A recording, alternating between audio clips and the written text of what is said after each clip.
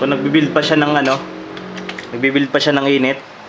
Yung boiler natin nagbi-build pa ng init. So tubig pa nilalabas niya. So yun mga sir, okay na.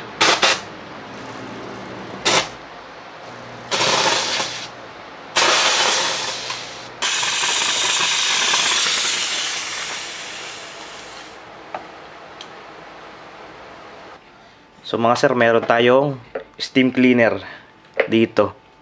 So ang sira nito, walang lumalabas na steam. So mechanism kasi nito mga sir. So once press natin yung gun, naglalabas siya ng steam. So ginagamit siya sa mga ano, sa mga car wash or sa mga cleaning services. I-check natin kung bakit siya walang lumalabas na steam.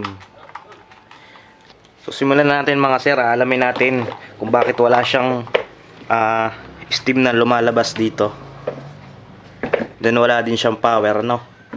I-repair natin siya ngayon. So ang una natin gagawin, tatanggalin lang natin yung mga screw dito para ma-access natin yung loob.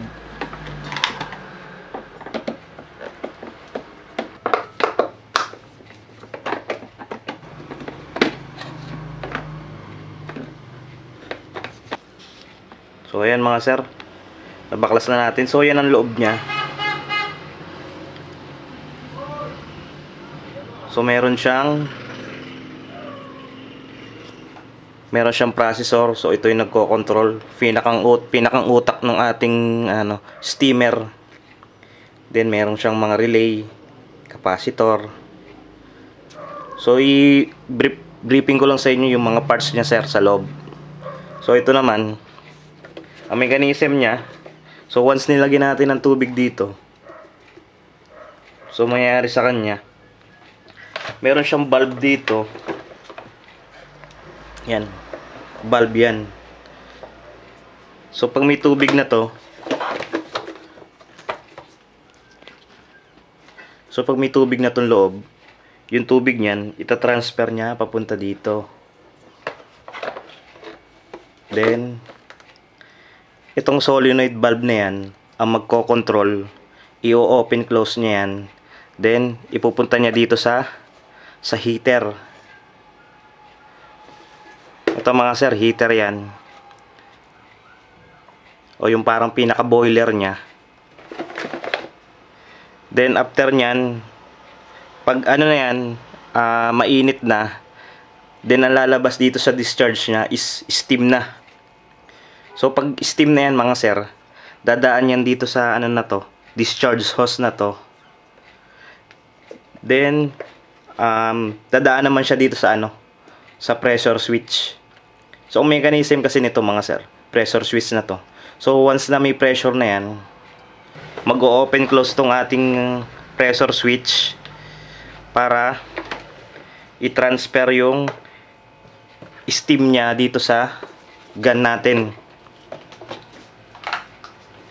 Dito sa gun. So yan, pressure switch yan. Ito, pressure switch. So may adjustment sa dito. Ang tawag naman dito mga sir, thermostat yan. So may ano yan, may naka-indicate na value kung ilang degree, kung ilang temp para mag-open or close siya. Then ito yung pinakang processor niya. So may relay siya dyan, may capacitor.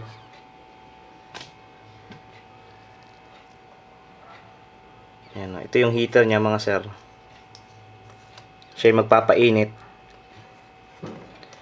Then dito sa loob na to, sa mechanism na to, pag napainit niya na yung tubig, ilalabas niya is dito sa discharge is steam na yan.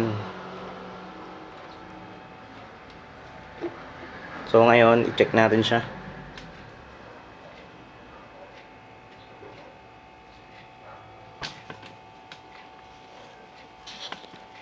So check natin muna mga sir. Try nating i-check yung heater. So sa pag-check ng heater, dapat may makukuha tayong resistant dyan. Sa dulo-dulo. Tigabilang dulo nito mga sir. So yan, may resistance. Ito mga sir, ito yung heater nya. So i-check natin yan. So may resistant naman siya. So para malaman naman natin kung grounded siya. So ang gagawin natin, so yung dulo ng heater, lalagay mo lang yung isang probe mo dyan. So lalagay mo dyan.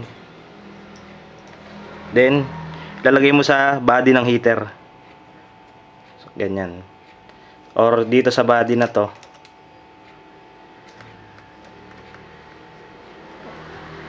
So ayan. So hindi naman siya grounded.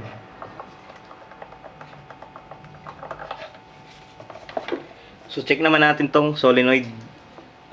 So may solenoid diyan. Solenoid valve dito.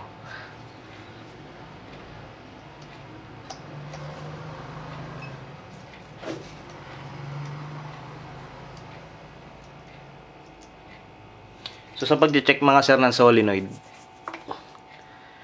ang solenoid kasi meron siyang coil sa loob. Ito yung solenoid valve natin. So check natin kung may makuha tayo na resistant. So ayan, may nakuha naman tayo ng 0.974. So wala itong problema mga sir. Ito, dito sa processor nya, wala namang bakas ng bakas ng sunog. So sa tingin ko baka wala namang problema dito.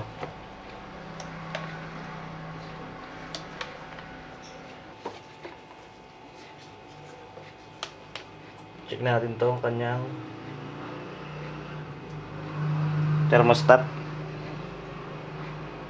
So buo naman yung thermostat nya. Kasi yung thermostat sir mga sir, nag-open close yan eh.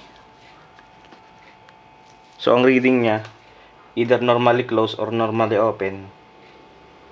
So hindi natin siya matitrace talaga ng ng proper checking kasi mag-open close yan eh.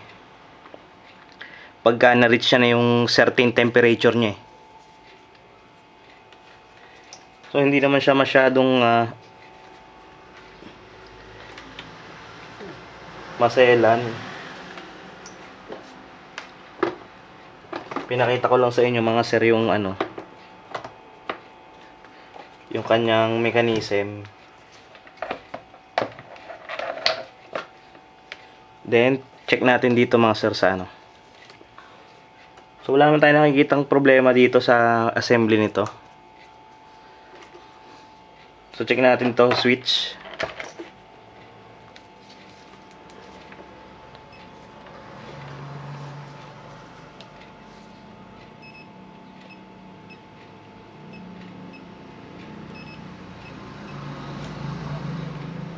On natin mga sir. So buo naman.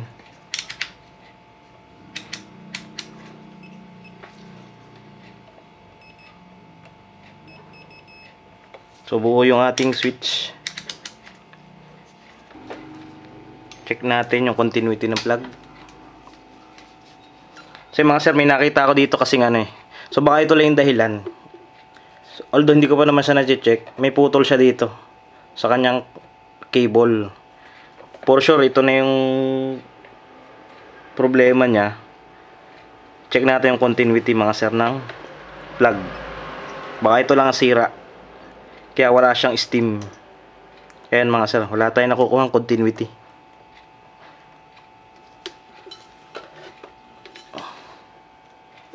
Wala. So wala. So ang gagawin natin mga sir, try muna natin tong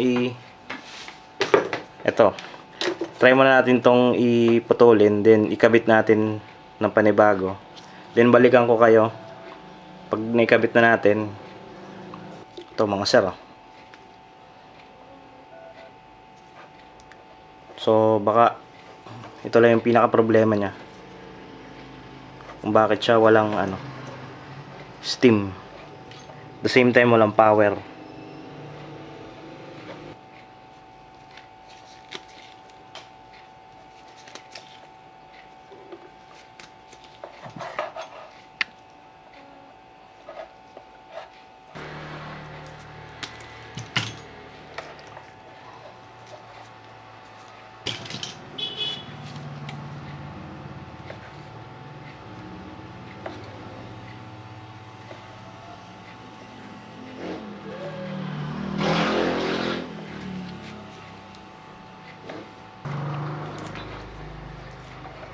So ayun mga sir, nalagyan na natin ng tape. Then pwede na natin siyang i-testing, no.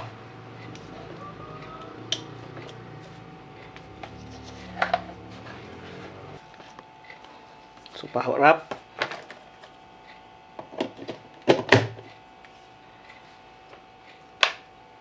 Ayun mga sir, power na siya. So off muna natin. Lagyan natin siya ng tubig.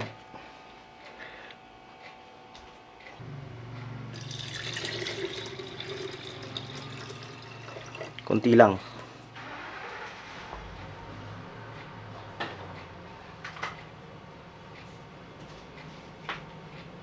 So ayun, power up natin. So yun, may power na siya. So mechanism niyan mga sir, pag pinress natin to, itong kanyang trigger button ng steamer, so ito magba-backward yan, gaganto yan. Then marirelease yung hangin, then lalabas dito yung steam. Ang problema, hindi pa nakapress yung steam natin mga sir, may lumalabas agad dito. So pakita ko sa inyo.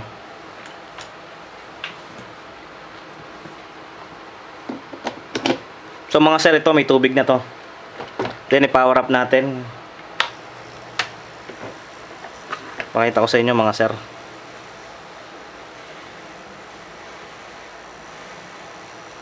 Ayan, oh.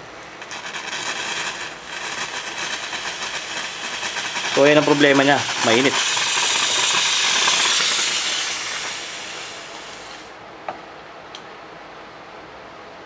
So pagka ganun mga sir, ang gagawin natin, so tatanggalin nyo lang to, itong ano nya, spring. So tatanggalin nyo lang to, itong spring na to, para ma-access natin loob. So pagka ganun mga leak, ang problema nun, o-ring yun mga sir. So yung ano, itong part na to, lalagyan natin siya ng o-ring. Papalitan natin ng o-ring yan.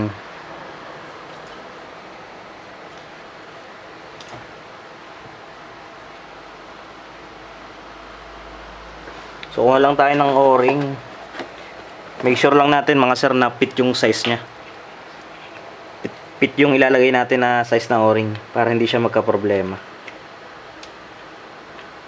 So ayan, lagay lang natin dito.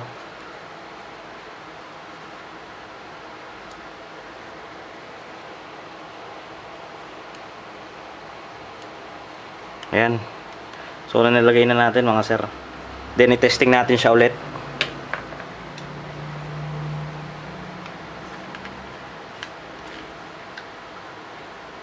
So sa paglalagay, ganoon lang.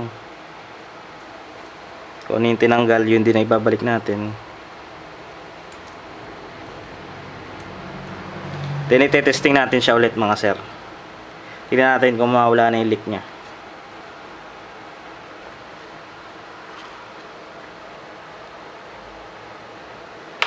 Ayan. So ayan mga sir, may power na siya, no?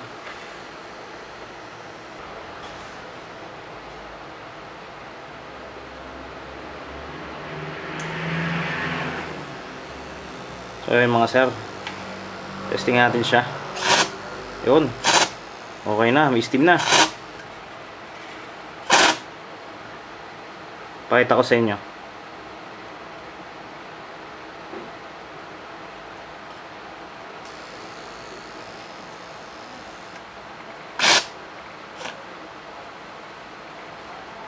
So may steam na siya ngayon mga sir.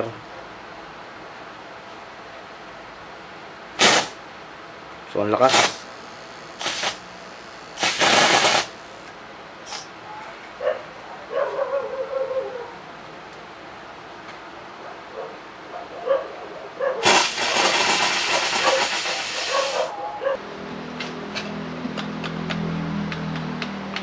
So nagbi-build pa siya ng ano, nagbi-build pa siya ng init. Yung boiler natin nagbi-build pa ng init. So tubig pa nilalabas niya. So yun mga sir, okay na.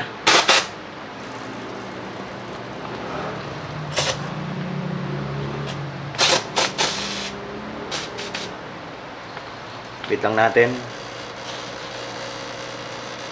Nagbi-build pa siya ng init eh. Then yung solenoid valve, siya yung nag-open close para yung flow ng water natin papunta sa boiler dumaloy. So yan.